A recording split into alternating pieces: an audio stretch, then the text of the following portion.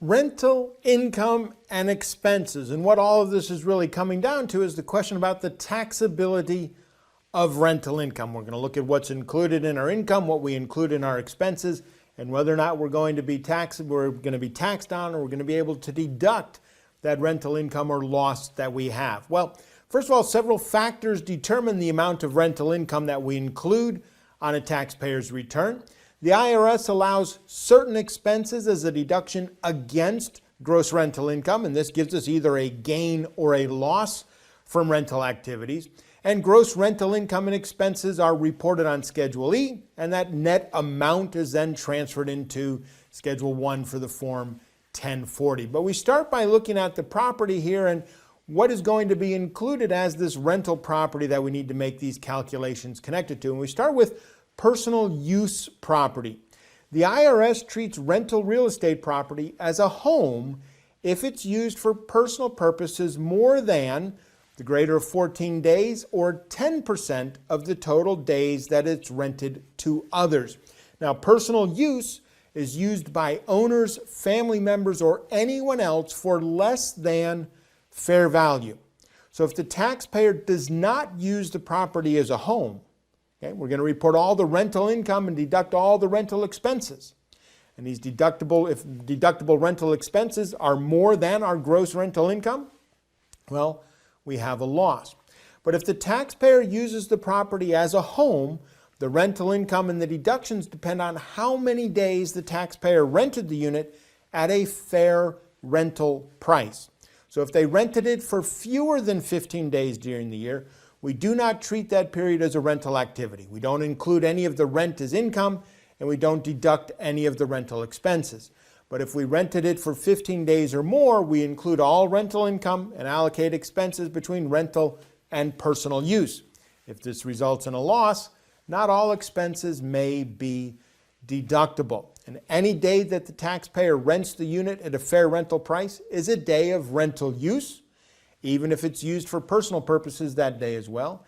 And any day that the unit is available but not actually rented is not a day of rental use. Okay, so it actually needs to be rented and used as rental property. So we start by looking at rental income.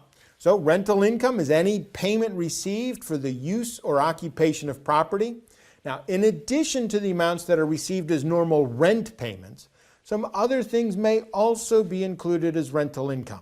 Okay, and so we're going to look here at some of these other things that are above and beyond just the normal, here's what I paid to use the property this day. Advance rent. Advance rent is any amount that's received before the period that it covers, and we include advanced rent as rental income during the year that it is received. Okay, it doesn't matter what period it covers, advance rent is going to be includable as taxable in the period that it's received. Security deposits. We do not include a security deposit as income when the taxpayer receives the deposit if the taxpayer is to return the deposit to the tenant at the end of the lease. But if that security deposit is able to be used as the final payment of rent, then we're going to treat that as income because that essentially becomes advanced rent. If there are expenses paid by the tenant, okay, the taxpayer's tenant pays any of the taxpayer's expenses, the taxpayer needs to report the payments as rental income. Okay? Instead of them paying us and we paying the expense, they pay the expense, that's going to be rental income.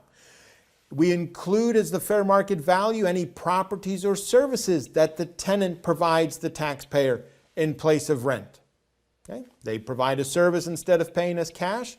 That fair market value of the service they provided is going to be what is considered to be the income from that. And rents from personal property, if we're renting out personal property such as an equipment or a vehicle, the way we report that income and expense depends upon whether or not that rental activity is a business that's conducted for profit. In general, if the primary purpose is income or profit, and we're regularly involved in the rental activity, it's a business. Okay, and so that income and expenses are going to be reported on Schedule C as a business. If that rental activity is not a business, well then that rental income is other income on our Form 1040, and any expenses are going to be an adjustment to gross income. Now, that's our income. What do we get to include as expenses? Well, all of the related expenses. Deductions that from rental income include our advertising, cleaning, maintenance, utilities, taxes, interest, commissions for the collection of rent, okay, whatever, all of those expenses to generate that income. Now, in addition to those, we also have fire and liability insurance. If we pay the insurance, though, for more than 12 months in advance, we don't get to deduct that really in the future thing in the year it was paid. That's going to be in the year that it is used. Depreciation, okay, we can depreciate rental property when it's ready and available for rent. This is the way we recover the cost of that property. Okay, through that depreciation, we do not depreciate land. Now, repairs. A repair is what keeps property in good operating condition. It doesn't materially add to the value of the property or prolong the life of the property. Okay, and so items that are going to be repairs are going to be able to be expensed. Okay, repainting the property, fixing gutters, floors, fixing leaks. Okay, these are repairs. Okay, as we make these repairs, they are going to be our expense. Now, the kind of a big repair, the distinction we need to make with repairs is with improvements. An improvement adds to the value of the property, increases its useful life, makes it available for new purposes. Okay, if we make improvements to the property, they are capitalized.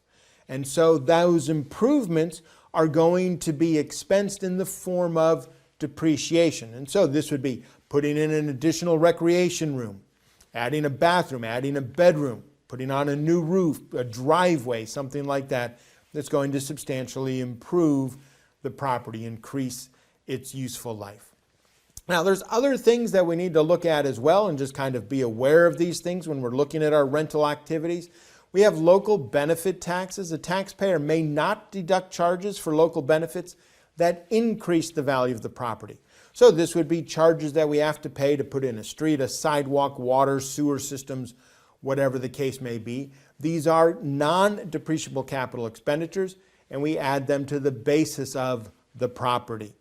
Okay, if we have vacant rental property, holding property for rental purposes, well, we've got normal, ordinary expenses. They're able to be deducted for managing, conserving, maintaining the property while that property is vacant. Uncollected rent.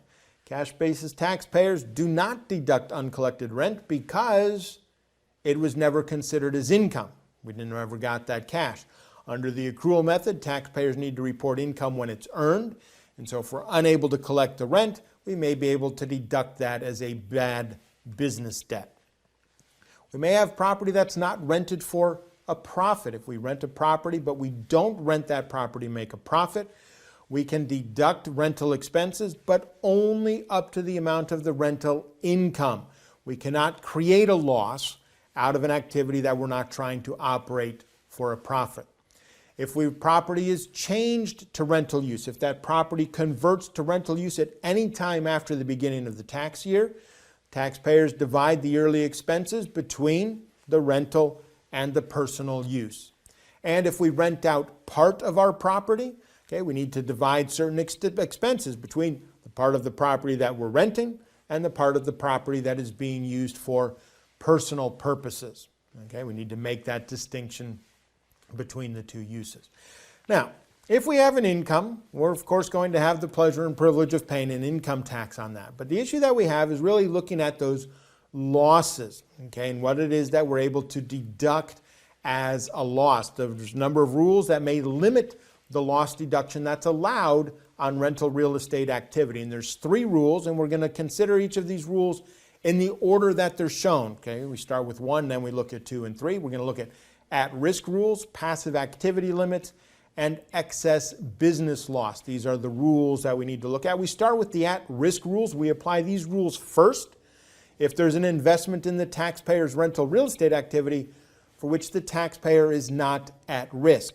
So, generally, the IRS allows any loss from an activity subject to the at-risk rules only to the extent of the total amount that is at risk in the activity at the end of the tax year. And so a taxpayer is at risk in an activity to the extent of cash and the adjusted basis of other property contributions and certain amounts borrowed for use in the activities. And so if we don't have something at risk, we can't deduct it. But losses that are disallowed because of the at-risk limits are deductions from the same activity in the next tax year. Okay, we don't get to take the loss, but we get to carry it forward and use it potentially as a deduction. The second limitation are passive activity limitations. Generally, the IRS considers rental real estate activities to be passive, and a loss is not deductible unless income from another passive activity exists to offset it. Okay, so if you have a passive loss, you can only offset it against passive gains in general. So if we have any excess passive activity losses, they can be carried forward to the next year. But there are some exceptions. An otherwise passive rental loss may offset ordinary income in two situations. Okay, the first, a real estate professional can deduct losses against ordinary income when both of the following conditions exist. First, more than half of the work is involved in real or property trades or business in which the taxpayer materially participates, and more than 750 hours of material participation in real property trades or businesses. So if you're a real estate professional, you're probably going to be able to offset those real estate losses, those rental losses against ordinary income. And the second situation is if the rental losses are less than $25,000 and the taxpayer's spouse actively participates in the rental activity, then the passive activity limits may not apply. Now, what this means is if you're actively participating in it, it's not a passive activity, right? And so if we're a real estate professional or we are actively participating or our spouse is actively participating in this activity, then these passive activity limits may not apply. So active participation is management decisions about approving tenants, rental terms, approving expenditures. That's going to be that active participation. And the third limit are excess business losses. There's a maximum amount that can be deducted as a net loss each year.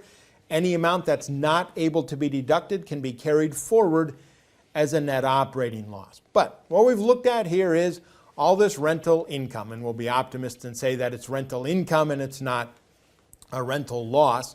But we talked about what's included in rental income, what's included as the expenses to calculate that. And we said kind of the general starting point is that our rental income is passive and not going to be able to be deducted unless we have passive gains to offset it against.